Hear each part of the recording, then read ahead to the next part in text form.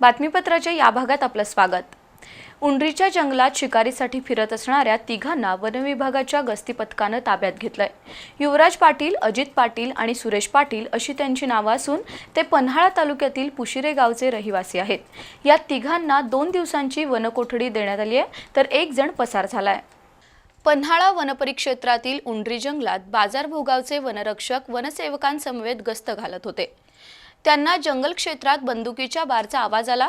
ते आवाजाच्या दिशेने गेले असता चौघे जण बंदूक घेऊन शिकारीच्या शोधात असल्याचं आढळून आलं। गस्ती पथक पाहताच शिकारीसाठी आलेल्यांनी पळ काढण्याचा प्रयत्न केला, पण या पथकानं युवराज पाटील, अजित पाटील आणि सुरेश पाटील यांना ताब्यात घेतलं, तर एक जण पसार झाला। त्यांच्याकडून एक बंदूक, 3 दुचाकी आणि 3 मोबाईल असा 1,75,000 रुपयांचा मुद्देमाल हस्तगत करण्यात आलाय। रानडुकरावर बंदुकीची गोळी झाडल्याचं त्यांनी कबूल केलं।